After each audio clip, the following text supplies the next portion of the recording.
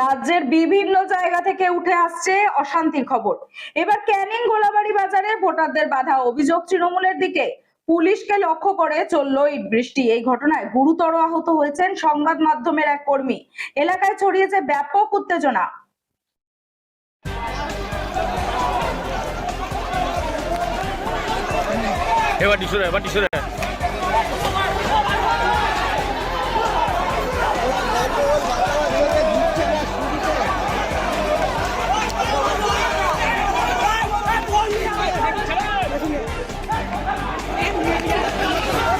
চল চল